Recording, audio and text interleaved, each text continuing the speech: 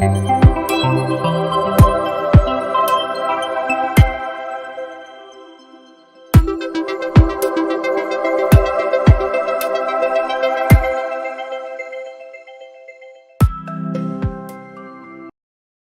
मुझे लग रहा है कि मार्केट के अंदर में मज़ा इसी चीज़ में आता है कि ये जो सीज़न के हिसाब से चीज़ें बदलती रहती है और यहाँ कुछ भी परमानेंटली चलता नहीं है। तो एक दिन की जो नेगेटिव न्यूज़ आई जापान से रिलेटेड, जो कि ऐसा उस समय लग रहा था कि ये अब एक ऐसा पॉइंट आ गया जहाँ पे अब ये तेज़ी रुकेगी और डिटरमेंटली अब कंसोलिडेशन आएगा, मगर वो बात सिर्फ इस स्टूडियो तक रह गई और ऐसा कुछ भी नहीं हुआ है, बल्कि for the matter last 2 week से मार्केट एक तरफा ऊपर भाग रहा है।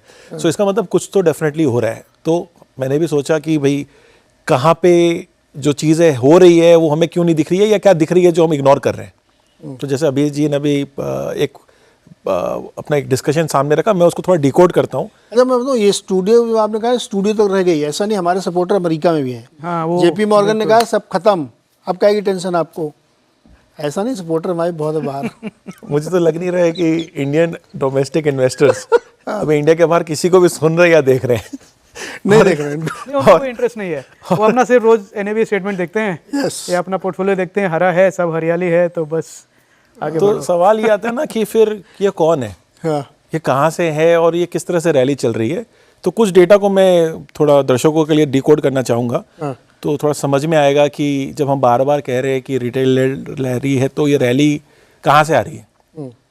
2013 में इंडिया का जो टोटल यूनिक अकाउंट था जो इंडिया में इन्वेस्ट करता है स्टॉक मार्केट में, वो 1.3 करोड़ थे। 2020 जब कोविड शुरू नहीं हुआ था तब ये नंबर 3 करोड़ था। तो आप 1.3 से 3 करोड़ आपने 7 साल में किया है। 2024 में ये नंबर 10 करोड़ है, 3x। सो आपने ये काम 4 साल में कर लिया और बेस सबसे इंपॉर्टेंट होता है। अब आप 10 करोड़ की पॉपुलेशन देख रहे हो जो मार्केट में अब आके यूनिक अकाउंट खोल के ट्रेड कर रही है, चाहे वो आप SIP के थ्रू करे कि आप खुद डायरेक्टली पार्टिसिपेट करें या PMS करें, मैं उस तरह से नहीं जा रहा हूँ, बट मुद्दा ये है कि ये पैसे डाल रहे हैं।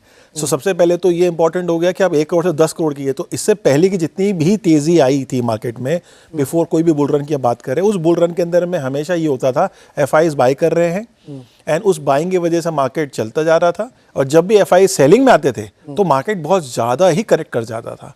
हर बुल रन आप पहले का निकाल के देखेंगे आपको ये ट्रेंड दिखेगा, बट इस बार ऐसा नहीं हुआ। For the simple reason this factor कि अब आपके पास डोमेस्टिक इन्वेस्टर्स हैं जिनको कॉन्फिडेंस अपनी इकोनॉमी पे अब आ गया एंड वो अब खुल के पैसे भी लगा रहे हैं। दूसरा पॉइंट है कि फिर ये DI को भी रिप्रेजेंट करते हैं। तो फिर DI क्या कर रहा है?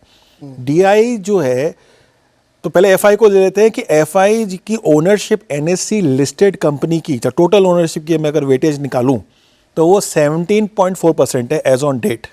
इंटरेस्टिंग डेटा ये है कि ये 12 ईयर लो है।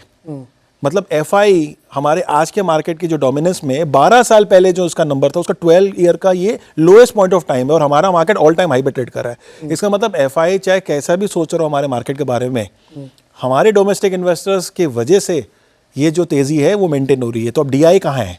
DI अभी एज ऑन डेट 16.2% पे है। There is only a 1% differential between FI and DI in terms of the weightage. And it seems कि जिस तरह की अभी हमारी SIP चल रही है, हम इस साल FI को क्रॉस करेंगे ओनरशिप में। That means our institutional investors would have a much better weightage to the NSE listed companies. I think so ये बहुत बड़ा, पहली बात है, पॉजिटिव है, और ये बहुत बड़ा चेंज भी है। क्वांटम में ले लेते हैं बिकॉज क्वांटम भी इंपॉर्टेंट है, पैसे से ही पूरा मार्केट चलता है।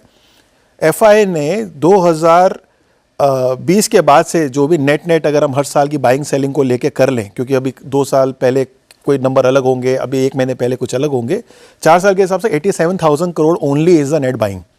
Okay, net buying DI is 3.7 lakh crore. So ये है डिफरेंस। तो जब हम बात कर रहे हैं कि ये रैली कहाँ से आ रही है, ये रैली 2 अकाउंट से आ रही है। एक हमारे पास बेस है जो बढ़ गया है इन्वेस्टर का, दूसरा पैसे जो खुल के आ रहे हैं। आज के मार्केट में आप देखिए कितने लोगों को FD करने में इंटरेस्ट है, किसी को नहीं है। पहले FD was by de facto, saving को आपको पार्क करना है, आप जाएंगे FD कर देंगे। आज की डेट में मार्केट में सबको इन्वेस्ट करना है।